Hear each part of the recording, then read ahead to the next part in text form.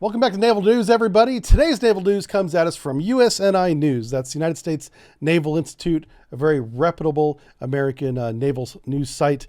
Our author today is John Grady. We've read many of his pieces. He was in attendance at a panel where some military experts were talking about how U.S. should respond, in their expert opinion, to the Ukraine situation. U.S. needs action with backbone to deter Russia from invading Ukraine, they say.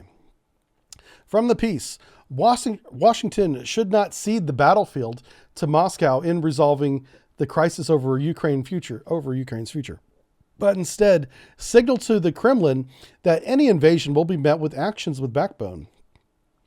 3 international security experts stated last week. Marshall Billingsley, a former top arms negotiator with the Trump administration, called for the accelerated development of Army and Marine intermediate range missiles with basing plans in place for deployment by 2023 during a pre-recorded forum of the Hudson Institute that aired on Tuesday. And you can watch this here on YouTube if you want. I encourage you to go to the U.S. Naval Institute website at usni.org and watch this video. You can see the people I'm talking about today say these things. Instead, we're just going to read the piece, though. In early December, President Joe Biden said additional troops on the ground beyond the advisors already present is off the table, but promised stiff economic sanctions if Russia invaded Ukraine. Now, we've already got some sanctions going on Russia, and those don't appear to have much effect, really. So, adding more doesn't seem like a good plan. That's what a lot of people are saying, and I tend to think that that's true. But back to the piece. What's needed now is somehow change Putin's belief that Biden won't stand up to Russia. Billingsley said, referring to Russia's President Vladimir Putin, Billingsley called the decision to take boots on the ground off the table and a completely unforced error. So we have one expert saying putting American boots on the ground would be one way of preventing an invasion, almost like tripwire troops like we have in South Korea. I'm not going to offer any comment on that. I'll let you guys discuss it. With 100,000 Russian troops with artillery and armored support already near Ukraine's eastern border and more in Belarus participating in joint military operations, there with Belarus military, William Schneider, a senior fellow at Hudson, said tactics the Russians are using are classic tactics of criminals. It's extortion. So they're, putting a strong military on the border of a country that's much smaller and weaker than Russia is, and then demanding that there be some sort of reward for that. In this case, Russia's asking for security guarantees, one of which is a guarantee that Ukraine will not become a member of NATO. But there's more to it than that. But that's one of the security guarantees that they frequently cite. So they're doing this aggressive military behavior and then demanding a reward for it. And that's the cycle that Russia has been in for a long time. And it's been working for them, which is why they're continuing it. So how do you break this cycle? And that's what these guys are going to come up with. In this latest crisis, the Kremlin is consistently ratcheting up demands, including no further expansion of NATO into former Soviet republics like Ukraine. Schneider countered the NATO, saying it should be moving forces to the Suwalki Gap. That's a thin strip of land between Lithuania and Poland, instead of concentrating its forces to defend the Fulda Gap in Germany. This move would cause Russia to rethink its bullying tactics and gray zone actions, like last week's cyber attack on Kiev's government functions. Kremlin's large naval base in Kaliningrad would potentially be vulnerable. He added that Sweden and Finland have grown increasingly frustrated with Russia's belligerence in dealing with the neighbors and its buildup of air, ground, and naval forces in the north. They could add another complication to Kremlin planning as Russia becomes more reliant on shipping along the Northern Sea route and access to the North Atlantic and Baltic Sea as the crisis unfolds. I'm going to break all this down in a minute, but let's see how far he wants to go. Looking at Kremlin vulnerabilities far from Europe, Byron Clark, the third person talking here, the director of Hudson's Center of Defense Concepts and Technology, said U.S. Cyber Command strategy of persistent engagement to other areas short of combat, to include electronic warfare to disrupt communications and cyber probes on its Far East forces, also would draw Moscow's attention away from Europe. So we could use the cyber domain to do gray area attacks, very similar to what Russia is doing to Ukraine. And I want to bring up a map for you guys to show you the layout of Europe. Obviously, those of you that live in Europe know this very well, but there's a lot of Americans that do not. And so right here, this white line where my cursor is, you guys can see that. So this is where a lot of the troops are lined up. You know, there's battalion tactical groups all along this line. In this is Crimean Peninsula. There's a large number of Russian military here, including amphibious capable ships, of which they believe that they're reinforcing. Those haven't arrived yet, so we're not sure about that. This is Belarus. This is where they're doing war games next month in February. So right now, large numbers of Russian troops are flooding into Belarus and taking bivouac, if you will, along the border of Ukraine and Poland. Okay, so what the gentleman was suggesting was, instead of keeping our troops in Germany and Poland, why don't we deploy some troops right here? Can you see where my cursor is? This strip of land here is a gap. And this gap divides Lithuania from Poland. And the strategic significance of doing that is that this area here is called Kaliningrad. And this is a Russian enclave that Russia took over after World War II. And it's not physically linked geographically with the main country of Russia. So we would be threatening the border of Kaliningrad with troops, kind of like a dagger in this direction, instead of focusing the fight on Ukraine. So what Russia's been able to do since, I'll say 2014, they've increased tensions and made overt military actions in this theater, and NATO, the United States, the European Security Council have all responded to wherever Russia is being provocative. So instead of responding to his provocation and letting Putin have that control, let's take that control from him and begin pushing back in other directions, so that if he were to make any moves along the Ukraine border, we'll have troops here ready to occupy Kaliningrad. I think that's a great idea. Kaliningrad, by the way, Russia is evacuating a lot of their ships that were stationed here. They're putting them to sea and into the North Atlantic right now. So it's almost too late to do that, but I think putting some troops here, potentially threatening Kaliningrad, great idea.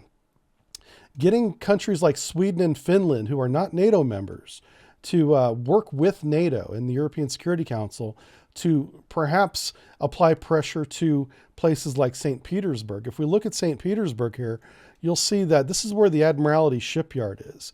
This is a military target, and it's a great shipyard. It's a huge shipyard. When I say great, I mean big. That makes lots of ships. All of these storage containers, this rail yard, and the assembly buildings that are here in the shipyard, these are all military targets. So if push came to shove, they could easily shut down shipbuilding in St. Petersburg and all the way down here in Kaliningrad. Let's see if I can find it here. There it is, Kaliningrad. This is a large naval base down here as well. So despite them, evacuating their ships, which I believe they're doing right now, you could still destroy or occupy. You don't have to destroy it, especially in the case of Kaliningrad. We could just move troops in here and occupy this area, and don't give it back to them. Make it part of Poland or Lithuania or something else. But let Russia know that they can lose Kaliningrad if they continue this belligerent activity, on this face of Europe here. So that's what one of the guys is saying. And I don't think he's wrong. I think that's a good idea. Let's go on and see what else they say. Actions like that would show Russia that there are tools available to the United States short of war. Clark said, talking about the cyber attack, the cyber domain. He added, but those steps put meaning into administration phase, integrating deterrence, which does include economic sanctions. The three said that Ukraine needs immediately to show anti-ship missiles. The three said, yeah, all three experts agree that Ukraine needs immediately is anti-ship missiles from the United States or United Kingdom. They need mines and anti-armor weapons, which they're already getting. We covered that in a different news story. Access to intelligence and surveillance, we are providing them with that on a daily basis in real time. U.S. assistance likely for special forces. We do have advisors on the ground. Those are likely special forces, but they're not troops. They're not there for combat. The Kremlin is trying to make the perception that the Black Sea is a Russian lake, because that was the perception during the Cold War when the Soviet Union was around. The Black Sea essentially was a Russian lake. And that's what Putin wants to go back to. That's one of his many goals. The ways Russia is showing that is episodic deployments to the Black Sea to threaten merchant ships and ward off naval vessels from other nations.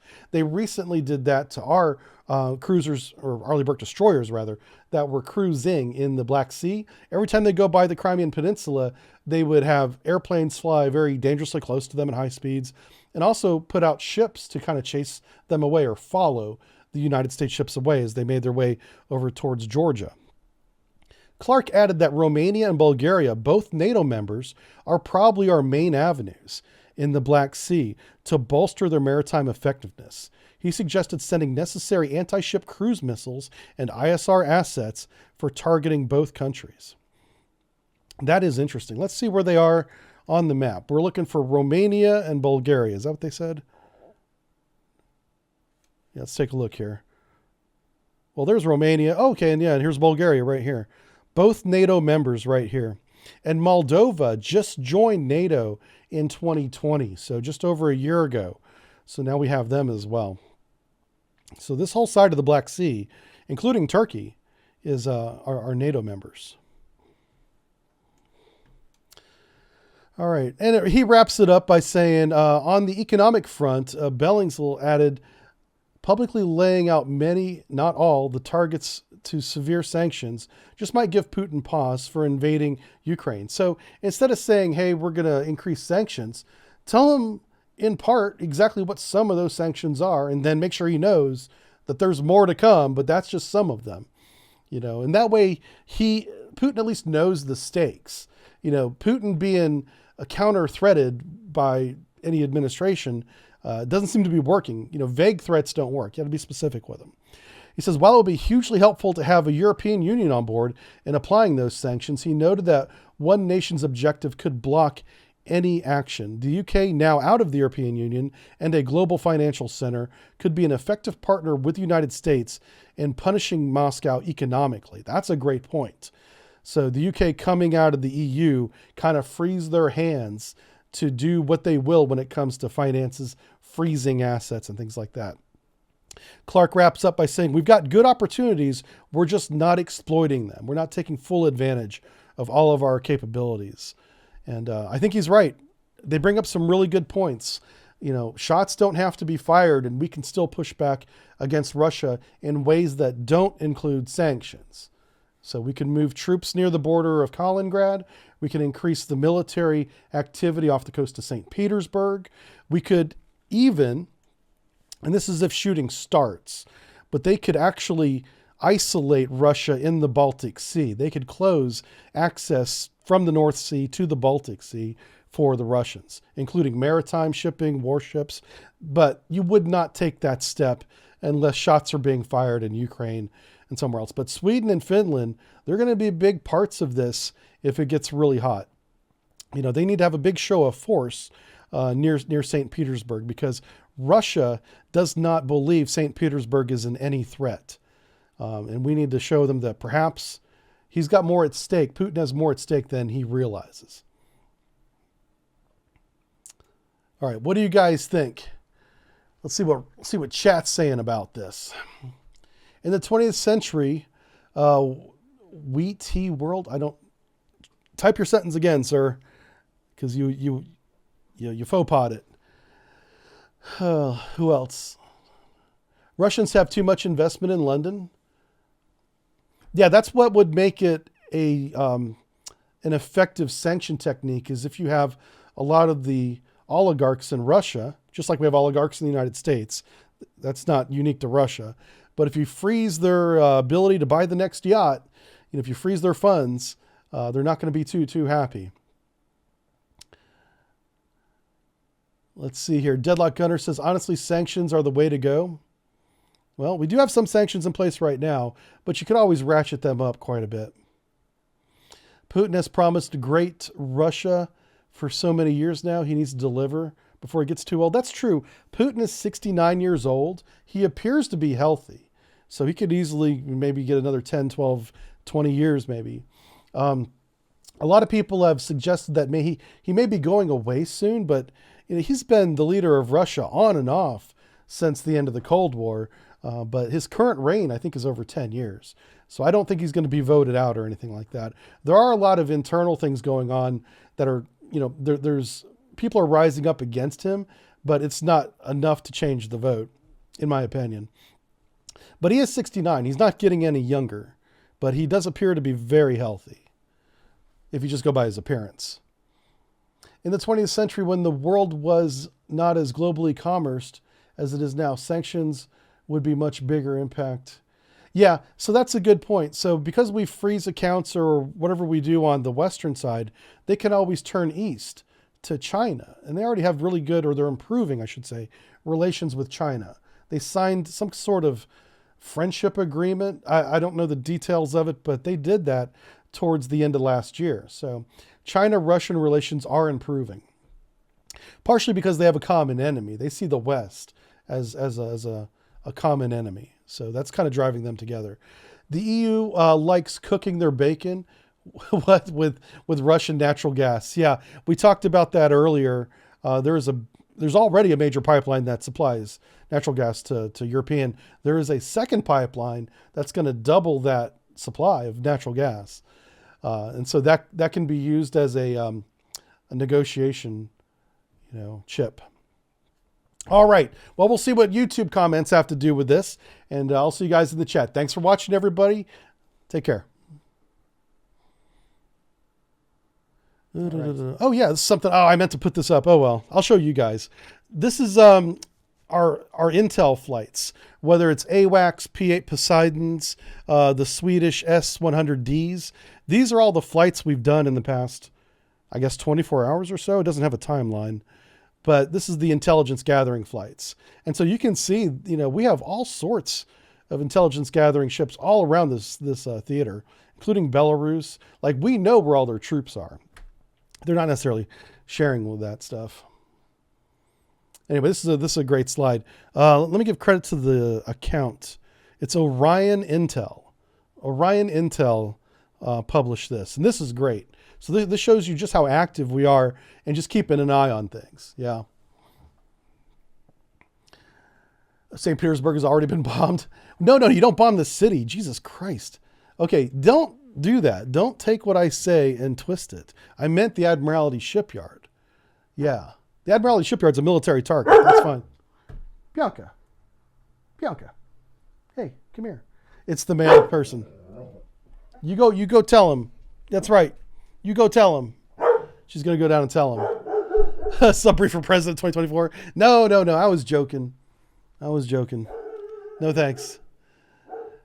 Date in the key. Oh, is the date in the key? Oh, I missed it. Okay, good call. All right. We're going to take another break. Apparently I got a package. I got to go down. I might have to sign for it. I'll be right back, everybody.